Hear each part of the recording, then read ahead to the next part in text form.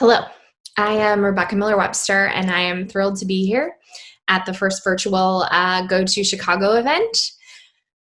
And thank you for taking the time to come to see my talk. I'm looking forward to talking to you about trust. I think it's maybe more important now than it's ever been with everything that's going on in the world. So let's go. So I have built and run a lot of teams. And currently I'm the head of engineering at Equilibria. We're a premium CBD company. And I'm the founder of Right Speak Code, which is increasing the visibility and leadership of women, trans, and non-binary technologists. So let's talk about trust. When we think about trust, it's often really difficult to identify exactly what we mean or why we trust or don't trust someone. And there's also a lot of behaviors that are caused by lack of trust that we don't associate with trust.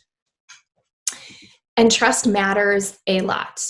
It is fundamental to who we are as human beings. It's a part of every relationship, whether that's a work or a personal relationship. It's what allows us to disagree and debate. And trust is correlated with business profitability. So in case you need that for your manager. And this is all because trust releases oxytocin, and oxytocin gives us the ability to do critical things like make decisions, think logically, verbally communicate. It allows us to take risks and innovate. And then without trust, we are reverted to our baseline animalistic threat instinct, which puts us in fight, flight, or freeze mode. And it limits our higher cognitive functions. And so we respond with defensiveness, anger, withdrawal, etc. And one thing that's important to note is most successful people in our society today have learned to be competitive with their peers and protective of their reputations. In other words, they have learned to be distrustful of others and to exhibit behavior that causes other people to distrust them. So, what is trust? Let's start there. The Thin Book of Trust by Charles Veltman is a great book, and I love this definition of trust. Trust is choosing to risk making something you value vulnerable to another person's actions. So let's break this down. It's choosing to risk, right? It is a risk assessment. And we make risk assessments every day. The tools we use, the hiring, firing, delegating, all of those things are a risk assessment. And it's choosing to risk something we value. Well, what do we value? We value money, our reputation, our team's works, our happiness, our beliefs, right? By making it vulnerable. This is the key, making it vulnerable to another's actions. And as engineers, we are taught to engineer the vulnerability out of systems. That's what we focus on. How do we close that gap? How do we close that vulnerability? But when it comes to relationships, we cannot engineer vulnerability out of them. It's like part of their definition, right? To connect with other people. The other thing is innovation requires us not to just accept the possibility of failure, but like its inevitability. If you take risks, if you're innovative, you are going to fail. In other words, you're going to be vulnerable. When we think about relationships and vulnerability and trust, the place the most research has been done is within intimate relationships. And what researchers of marriage and divorce find is that trust isn't about big, grand gestures. It's about small moments. It's about whether you go to someone's funeral or remember their mom's name.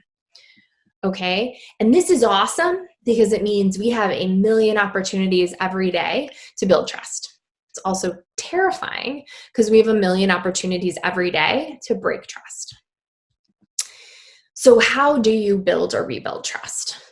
Well, we need to debug it, right? And to debug it, we need to understand the components and the elements of it. Brené Brown, in her books Rising Strong and Dare to Lead, has created from her research these elements of trust, which she uses the acronym BRAVING. So the first is boundaries. This is about being clear about what's okay for you, what's not okay, and then also being willing to ask if people aren't sure. It's also about saying no. When we see resentment, anger, frustration, back-talking, blame, this is often the result of a lack of boundary. Boundaries are as simple as starting and ending meetings on time, not looking at your phone or computer during meetings, not checking email after a certain time, not taking work home. Boundaries scare people because they think they're hard and fast. And the thing to remember is that boundaries aren't walls, they are fences with gates.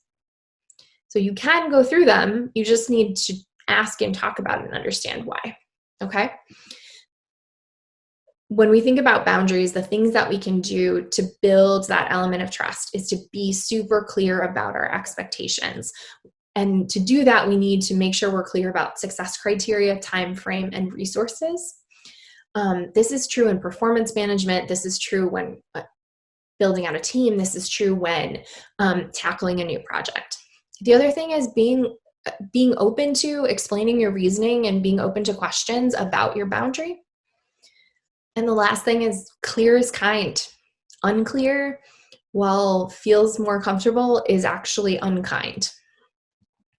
The next element of trust is reliability. You say what you do what you say you'll do.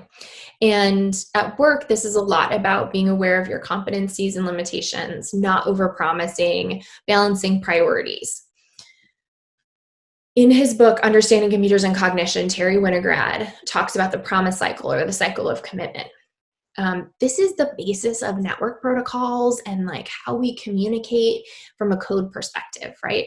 You make a request, you get an ACK.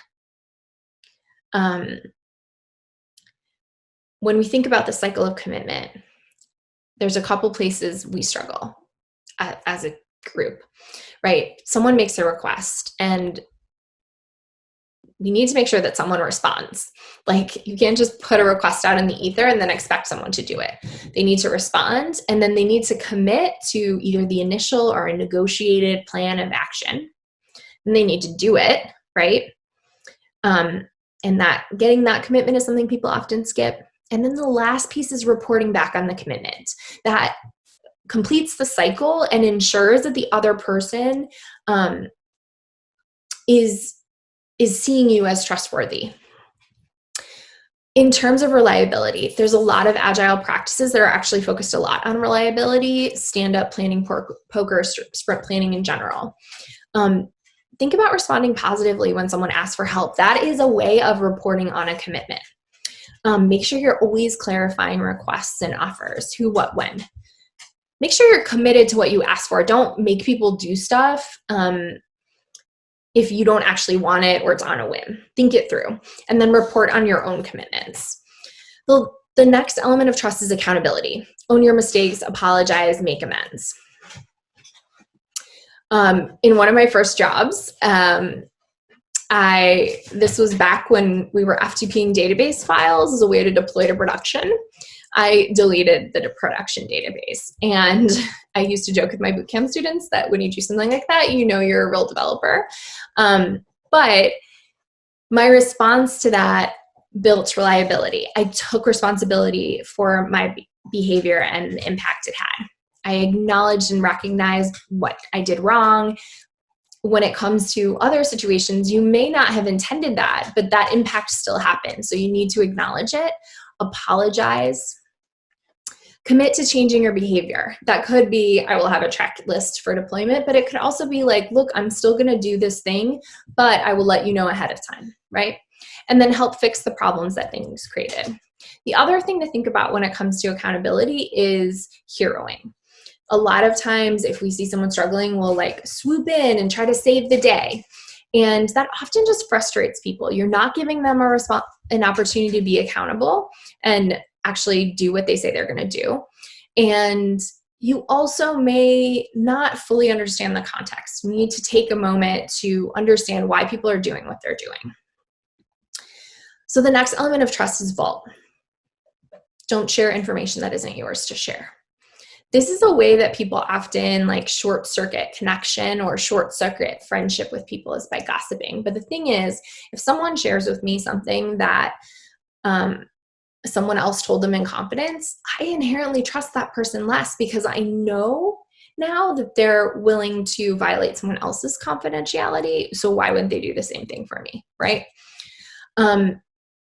Back channel communication comes in other ways, though. It can be not being direct with people. It can be having side conversations about a meeting, right? Instead of bringing things up. It can be saying yes to someone's face and then going around to their manager to try to change how things are. When it comes to vaults, the way to build that is to model public conversations when appropriate. If someone direct messages you and there's a group channel or a group email that makes sense, to share that information, right? Ask someone if the subject of the message knows it's being shared. Don't give and receive gossip, right? The next element of trust is integrity. You choose courage over comfort. You choose what is right over what is fun, fast, or easy. And you choose to practice your values rather than just professing them. We talk a lot about things like the best tool for the job. And then we get into dogmatic debates that never resolve, right? And the reason they never resolve is because we're not actually clear about what matters. What are our values? What is the foundation on which we're making this decision, right? As an individual, this is something that you can think about and build up. And we are humans, and therefore we really have the same values at home and at work. But we can think about what behaviors support those values at work, which will probably be different than home, what behaviors take away from it, and when were you fully living into your values. Understanding these things and this self-reflection can help you model integrity. So when we think about building integrity, be explicit about what matters, have examples, be clear. When someone does something differently, ask yourself if it's a preference or it actually is a value or something that matters and is foundational. Take responsibility if you weren't explicit and then create new expectations. Finish that cycle. Same thing, think about values and that foundation and integrity when handling disagreements. And these conversations can be really tough. So think about seeking out a friend or a mentor who you can role play and run ideas by. The next element of trust is non-judgment. And this is really about being able to ask for what you need and also having a team where other people can ask you for what they need. When it comes to non-judgment, ask for help. Be open to that. Be open to showing that weakness or vulnerability. Help others when they ask. And this is often a time when we get judgmental, right? So stay curious about why you're judging, because the truth is usually we judge people based on our own personal insecurities. So we also need to be aware of that. The last element of trust is generosity, extending the most generous interpretation to someone's intentions, words, and actions. So on the left, I think, depending on how your screen got flipped, is my friend Abel, who I've worked with a number of times. When I was a team lead, we were in a stand-up, and I said something to someone in response to what they said, and we sat back down and chat, and I got a message from him that said, "Hey, that was really kind of harsh." To me, that's such a perfect example of generosity, because he was saying, "Hey, this is the impact that your actions had. And my generous interpretation is that you didn't mean to have that impact." When we think about generosity, we need to think about what boundaries need to be in place for you to be generous with other people. Do they need to tell you 24 hours in advance if they're not going to be able to deliver the next day? Do they need to put their phone away and make eye contact or repeat what you're saying so that you know that they heard you, right? Make sure you're providing clear expectations. And then the last thing is we have to remember that we are only responsible for our own behavior and we have a limited scope of control. And that's what we have, right? And so does everyone else. Don't hold grudges. And then the other thing is get to know people personally. When you know the name of their cat or their kids or the class they're taking outside of work, it is easier to be generous because we see them as full and complex human beings. Okay, refactoring trust. The first thing is model behavior. One thing that everyone can do in terms of modeling behavior is start bringing up questions of what roles there are in a decision. And that can be as simple as saying, when someone assigns you a project, what does success look like here? Creating a checklist, asking who else needs to have input, making sure you're clear about carrying out decisions. Another good way to model behavior is, instead of, if someone asks for help or you know something's happening, let me know if there's anything I can do. Ask them what support looks like. It's open-ended and it holds them accountable for asking for what they need, but it also clarifies the roles and expectations for you, right? And then of course there's all the other things that we just talked about. The next thing you can do in terms of refactoring trust is identify the breach. And that means taking these elements of trust and thinking through which ones have been violated, right? The key here is to focus on observable behaviors. It's not just, well, you know, you're really gossipy. It's when you told me something that someone else said in confidence in this exact specific instance, right? Because people can understand observable behaviors and the impact they had on others, and it also makes it clear and easy for them to change. Have conversations about trust, but don't just spring it on somebody. It's like a pretty heavy, intense conversation to just like be like, hey, let's talk about this right now. Schedule a time. Start and set the context. I'd like to talk about trust. I'd like to talk about this issue that I'm seeing. Talk about specific behaviors, give examples, and then describe the impact that they had and be generous. I don't think you intended this, but this was the impact it had on me, on the team, but also on the business. There's often a cascading effect. This project not going through means that the business is going to lose $1 million, right? And then follow things up with consistent actions of things that came out of that convo. The last thing in terms of what you can do to refactor trust is intermittent monitoring. So we do this with all kinds of technical things, and we need to start thinking about how we do this on our teams. One thing to look at is the relationship between direct messages or private messages and public messages and how that changes over time. As conversations get more public and transparent, that's usually a good sign for trust. As they go the other way, it's usually a sign that people distrust. Small things like that can be indicators to keep an eye on. We also need to understand what are the signs of a lack of trust, right? People not talking is always a bad sign. Micromanaging, passive aggressive, not talking about important issues, right? Brene Brown talks about the invisible army, and this is when people use we to express their own viewpoint because they don't trust enough to be vulnerable to say, hey, this is what I think. And then we need a North Star. Trusting teams talk about issues early, they talk about them often, and then they resolve things, right? In non-trusting situations, things come up over and over again. In trusting teams, you have a conversation, you make a decision, you move forward. People are willing to say no. They care about letting down their peers. They ask for help. They acknowledge mistakes, right? They're passionate. They call people out. These are the signs of a trusting team. And those are the things you can keep an eye out for. The other thing to think about is that it starts with self-trust, right?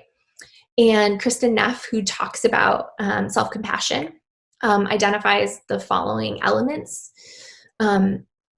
Speaking to ourselves like we would speak to other people, self-kindness, recognizing that we're all part of humans, we're not alone, we have the same feelings, good and bad. Being mindful of our feelings and emotions and being present with them, being able to identify, I'm angry right now, I'm sad right now, is a really important way to build up that self-trust. The last thing to remember is that trust is a practice, and we need to walk the walk, and then we'll make mistakes, then we'll make amends, and then we'll walk the walk again, right? And that cycle in itself builds trust as long as you make people aware that that's what's happening. Be public about making mistakes. Be public about making amends and behaving differently. So thank you so much. Here are some of the resources. I am going to upload my slides, and you will be able to find the link by going to my Twitter account, r Miller-Webster, all one word. Thanks. Bye.